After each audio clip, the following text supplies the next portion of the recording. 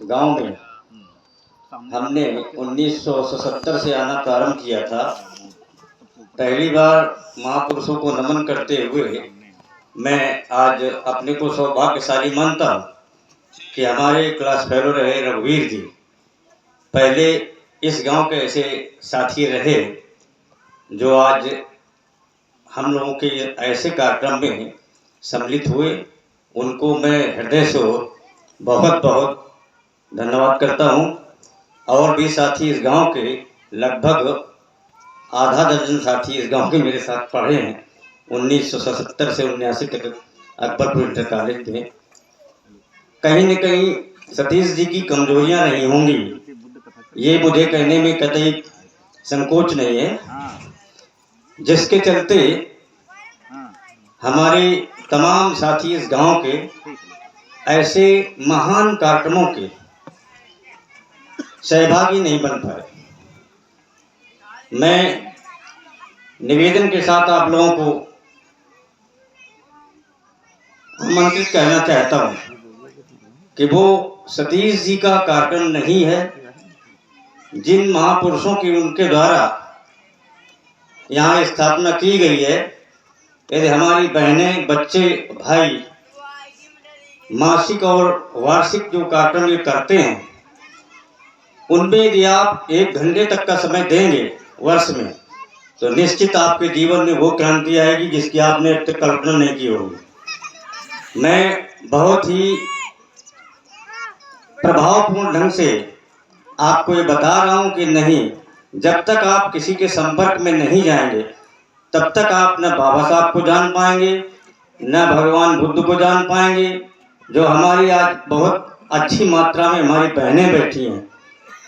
तो ये आज का दिन जो माता सावित्रीबाई फुले, जैसा कि भाई मनीष जी ने काफ़ी विस्तृत तौर पर, लखन जी ने विस्तृत तौर पर माता सावित्रीबाई जी के बारे में व्याख्यान दिए, वो बहुत सांकेतिक थे। पर हाँ, जब तक समाज का आधा भाग जो हमारी बहनें हैं वो साथ नहीं आएंगी तब तक समाज का विकास संभव नहीं है। तो मेरा इस गांव में जितने सभी समाज के लोग रहते हैं उनसे आग्रह है कि वहाँ कोई चंदा और धंधे का काम नहीं है। आप आएंगे, वहाँ जितनी भी प्रतिमाएं लगी हैं उनके इतिहास को आप केवल स्वयं पढ़ें और स्वयं पढ़कर आपके अंदर वो जागृति आएगी जिसके लिए किसी को समझने और समझाने की जरूरत नहीं है। जैसा कि अभी हमारे प्रोफेसर साहब ने बताया कि कुछ बताने के लिए समय चाहिए, तो मैं तो भाई सतीश जी को धन्यवाद देता हूँ कि ये तो हर माह बराबर कार्यक्रम कोई न कोई इस तरह का करते रहते हैं। जिसका जो सहयोग हो पाए करते रहो, कोई वहाँ जबरदस्ती सहयोग की नहीं है पुस्तकों का। और मैं चाहूँगा कि अगले वर्ष के जो कार्यक्रम इस तरह का कोई वार्षिक होगा उस समय तक मैं भगवान बुद्ध पर आधारित बाबा साहब के कुछ साहित्य, कुछ फुले जी के साहित्य, अन्य और कबीर साहब के साहित्य, इस तरह के महापुरुषों के साहित्यों को वहाँ संग्रह कराने का प्रयास करेंगे। तो आप कम से कम नहीं कार्यक्रम में जा पाए किसी कारणवश तो बीच में जाके वहाँ एक छोटा सा पुस्तक संग्रह होगा, उसमें जो पुस्तक चाहो निःशुल्क आप लाओ, अपने घर में पढ़ो। 1 सप्ताह 15 दिन में उस पुस्तक को वहाँ पे आप वापस कर सकते हो। जैसा कि हमारे बौद्ध विहार एक 2011 में स्थापना हुई थी प्रतापपुर उदय शिवली के पास, उसमें मेरे द्वारा करीब 100 पुस्तकें इस तरह के साहित्य के वहाँ दान की गई हैं।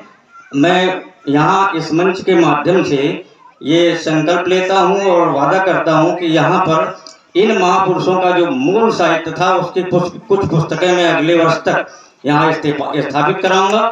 और इन सभी बहनों को पूरी तरह से मैं नमन करते हुए कहूँगा कि आप जरूर आएँ।